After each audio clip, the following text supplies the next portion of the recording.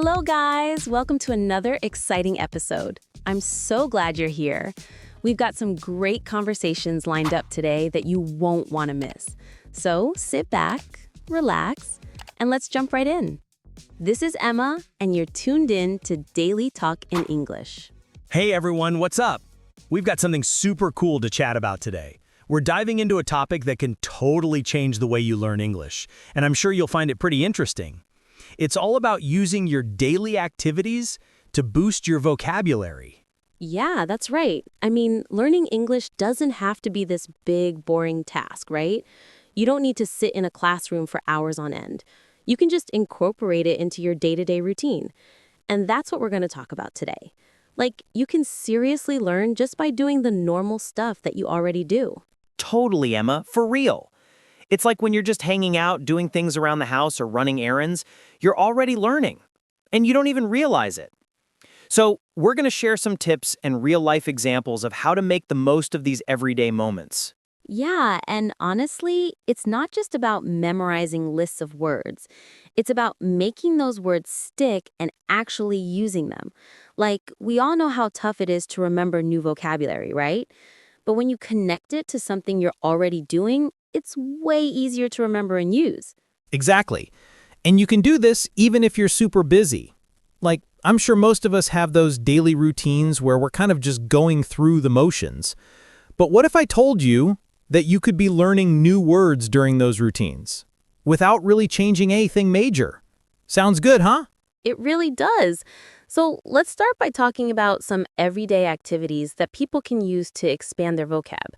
First off, one of the best ways to learn new words is just by listening. Oh, for sure. Listening is huge. A lot of people overlook it. But when you're just out and about, hearing people talk, you're picking up new phrases, expressions, and vocabulary. You know, like when you're waiting in line at the coffee shop or listening to your friends chat, you hear a lot of cool, casual expressions that you might not get from a textbook. Yep, exactly. And honestly, that's where a lot of the magic happens. You're not just memorizing words in isolation, you're hearing them used in real situations. Like, think about when you hear someone say, "I'm all set," when they're done ordering food. You might not know what it means at first, but once you hear it a few times, you start getting the hang of it, right? Totally. I'm all set is one of those things that people say all the time. It's like when you finish something and you're good to go. You might not have learned it from a textbook, but hearing it in context, in a casual setting, now it's part of your vocabulary. And it gets even better when you start to notice patterns in how words are used. So, like, you hear a phrase like that, and you start recognizing it in other conversations. It's like a snowball effect, right? Right. And when you hear people use slang or expressions that feel natural, it makes you want to use them too. It's like you get it, and then you want to say it yourself. It's all about practicing in real life. Exactly. Now, let's talk about something else that's a total game changer: watching TV shows and movies in English. I know. It's probably something you've heard a million times. But seriously, there's so much to learn from your favorite shows. Haha. Okay, but hold on. This doesn't mean you should just sit there and zone out while watching Netflix. You've got to be a little bit more active about it. Like, put on the subtitles, pay attention to how the characters are talking, and repeat those phrases. You'd be surprised how much vocabulary you can pick up just by doing that. Oh, for sure. I've learned so many random phrases from shows that I never would have learned in a formal setting. And you get to hear how native speakers naturally talk. Like, you'll hear different accents, different levels of formality, and all kinds of expressions that make English sound way more real. Exactly. And it's not just about learning the proper way to speak. It's about sounding natural. Like in a sitcom, for example, you get a ton of slang and funny expressions that people actually use. It's like an inside look into how people talk in their daily lives. Yep, so whether you're watching a show or listening to a podcast, like this one, pay attention to the little things. Notice how people say things, how they express themselves, and how they interact with others. That's what helps make those words stick. And don't just rely on the easy stuff. Try to challenge yourself by watching stuff that's a little outside your comfort zone. You might not get every single word, but that's okay. The goal is to get used to hearing different accents, different expressions, and the natural flow of conversation. Oh, yeah, it's all about stretching your ears a little bit, right? You don't have to understand every single word, just like focus on the vibe of the conversation. Once you start understanding that, the words start coming naturally. And don't forget to rewind if you need to. Like, if you hear a phrase or expression that you don't quite get, just go back and listen to it again.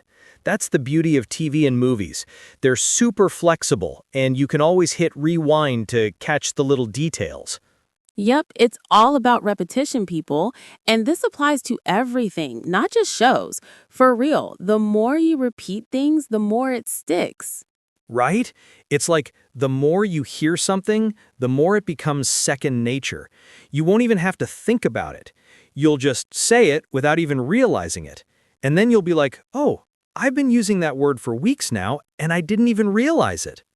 Exactly. So that's one way to work it into your life. Keep your ears open, listen to the world around you, and use everything you can to make those words stick. Next, let's talk about speaking, because seriously, you can't just be a passive listener, you've got to get talking too. Oh, for sure. Like, I know some people are nervous about speaking English, especially if they're not confident yet. But you've got to get over that fear. You're gonna mess up. But guess what? It's totally fine. Everyone does it. What matters is just getting out there and practicing. Yup, totally. And there are so many ways to practice speaking without even leaving your house. You can do it in front of the mirror, with friends, or even record yourself. The key is to speak out loud so your brain starts connecting the words to the actual action of speaking them. Right? And even if you don't have someone to practice with, just start talking to yourself. It sounds a little weird, but trust me, it helps. Just like walk through your day, describe what you're doing in English, and you'll be surprised how much it helps. I love that. Just narrate your life like you're the main character in a movie. It's a fun way to get used to thinking in English. Plus, it's low-key hilarious. Haha, definitely. I think the more you practice, the more confident you get. And that confidence will make it easier to take those words you've been hearing and actually use them in real-life conversations. Exactly. So get out there, speak, listen, watch, and most importantly, don't be afraid to make mistakes. You bet. And hey, don't forget to enjoy the process. Learning a language is so much more fun when you make it part of your everyday life. All right, now that we've covered listening and speaking, let's dive into the next part, using everyday activities to expand your vocabulary. And I'm not just talking about the obvious stuff like reading or studying, although those are great too. I'm talking about those little moments throughout your day that you probably aren't even thinking about. Oh, yeah, this is the fun part.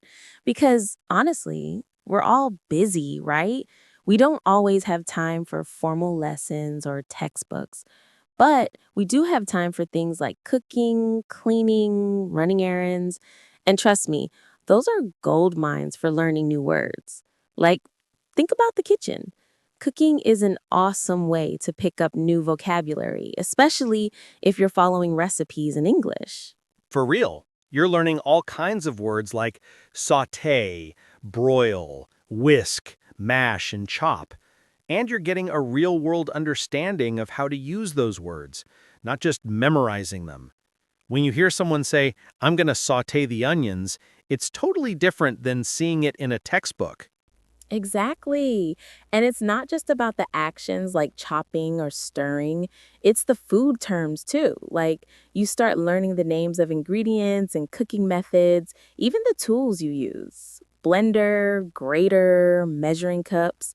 These are all things you might use in the kitchen, and if you're saying them out loud while you cook, it becomes part of your vocabulary. Yep, and even if you mess up a word here and there, it's cool. You're still learning through experience. And think about it, you're getting better at speaking English while making something delicious. It's a win-win. Oh, for sure. I love that. And another thing you can do while cooking, especially if you're following a recipe, is actually read out loud. Like, say the ingredients or steps in English. If you're making a cake, you can say things like, "Now I'm going to mix the dry ingredients." It's a super easy way to practice, and you don't even need anyone else around to do it. Yeah, and it's fun too. You might feel a little silly at first, but once you get the hang of it, it'll feel totally natural. Plus, you'll impress your friends when you can throw out all those cooking terms in English. Exactly. And hey, cooking doesn't even have to be the only activity. If you're cleaning, you're still in the game. Like when you're vacuuming or wiping down surfaces, you can practice phrases like, "I'm vacuuming the carpet," or "I need to wipe down this table." Right? And don't even get me started on laundry. It's an underrated English learning activity. You can say things like, "I need to fold the towels," or "I'm washing the sheets." It's all this vocabulary that gets locked in without you even realizing. Oh man, I'm all about that. I mean, honestly, when I'm folding laundry, I'll be talking to myself like, "Gotta fold this shirt," or "This sweater needs to be folded neatly." It's such a simple thing, but it gets the job done. Yeah, and think about how much more you remember when you speak the words out loud instead of just thinking them. It's kind of like when you're doing something with your hands and you're saying the words at the same time, it makes everything stick better. Exactly. And I love how easy it is to do this while you're doing something else. You're multitasking without even thinking about it. You're doing your regular chores, but at the same time, you're expanding your vocabulary. It's like sneaky learning, you know? You're not forcing yourself to sit down and study, you're just making the most of your daily life. And that's key, finding those moments to integrate English in a natural, organic way. 100%. And speaking of multitasking, let's talk about listening to podcasts or audiobooks while you do stuff. For me, that's been a game changer. You can listen to something in English while you're cleaning, walking, or even cooking. Oh, I love that. I've been listening to podcasts while working out, and it's awesome because it doesn't feel like studying at all. It's like a double win. You're working on your fitness and you're working on your vocabulary at the same time. Exactly. And if you're listening to something that's really engaging, you're not even thinking about learning. It just happens. And the best part, you can listen over and over again, so you're getting constant exposure to English. Yep. And if you hear a word or phrase you don't know, you can just rewind and listen again. Or if you're really into it, you can look it up later. It's an easy way to keep learning even when you don't have time to sit down and study. Exactly. It's like turning every part of your day into an English learning opportunity. And that's what makes it so powerful, because you're learning while living without even having to carve out extra time for it. Oh, for sure. And we haven't even talked about things like going to the store or running errands. Seriously, every part of your day has the potential to teach you new words. Like when you're at the store, you're seeing signs in English, you're interacting with people, you're talking about what you need, what you're buying. It's all English practice. Yep. And if you're not sure about something, just ask the person working at the store. I mean, don't be shy. You'll be surprised how much you can learn just by talking to people in real life. Haha, exactly. And even if you don't know the perfect word, just ask. People are usually pretty cool about it. It's like you're getting real life practice, and you'll start feeling more confident with every interaction. So true. And those little moments add up. All those random bits of English you hear and speak throughout the day, they're like building blocks for your vocabulary. Yep. And before you know it, you're speaking English without even thinking about it. It's like second nature. And that's the goal, right? We're not trying to memorize a list of words. We're trying to live the language. All right, so now we've covered how listening, speaking, and everyday activities can seriously level up your vocabulary. But let's take it a step further. What about writing? I know it sounds like a lot of work, but trust me, there are easy ways to sneak writing into your daily routine too. Oh, I love this part. Writing doesn't have to mean sitting down with a notebook and forcing yourself to come up with sentences. You can integrate it into your day in a way that feels totally natural.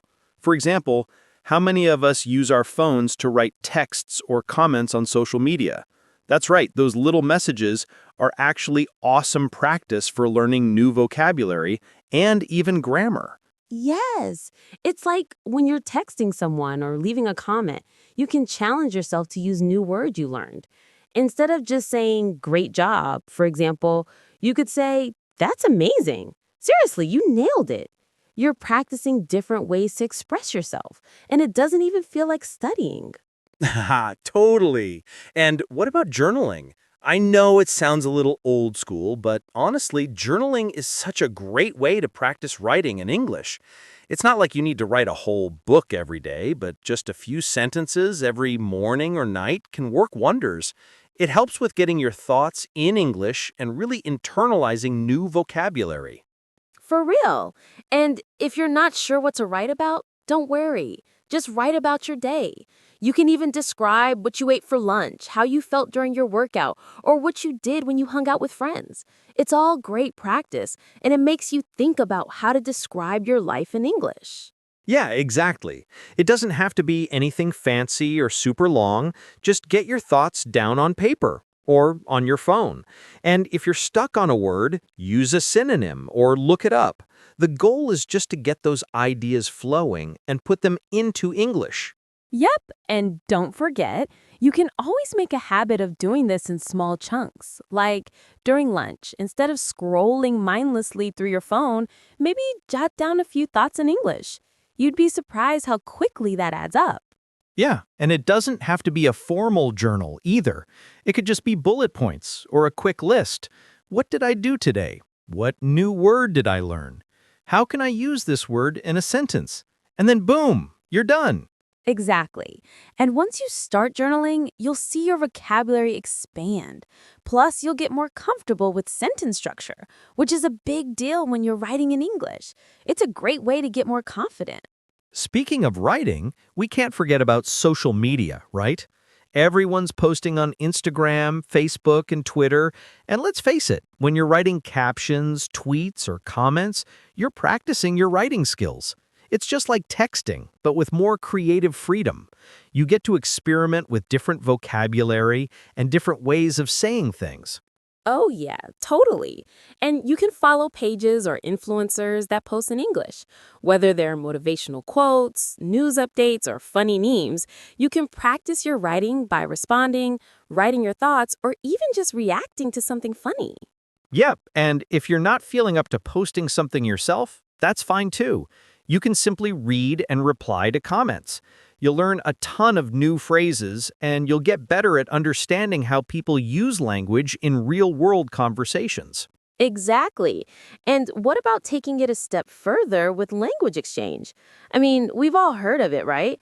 There are a ton of apps where you can talk to native English speakers and they'll help you practice. You can exchange messages, send voice notes, and even video chat if you're feeling brave. Oh, definitely. That's one of the best ways to practice writing and speaking because you're getting feedback from actual English speakers. Plus, they'll teach you the slang and informal language that you won't get in a textbook. It's like getting an insider's look at the language. Right? You'll learn those expressions that you'd never expect to find in a class. And it's all part of living the language, like we've been talking about. So don't be shy. Start messaging people. You'll make mistakes, but that's part of the process. They're there to help you, and you'll help them with your language too. Yep, exactly. And if you can't find a language partner in person, there are apps like HelloTalk or Tandem that connect you with people around the world who want to practice English. You can send text messages or even audio messages, which is a great way to get that real-life practice. I love that. And it doesn't have to be stressful.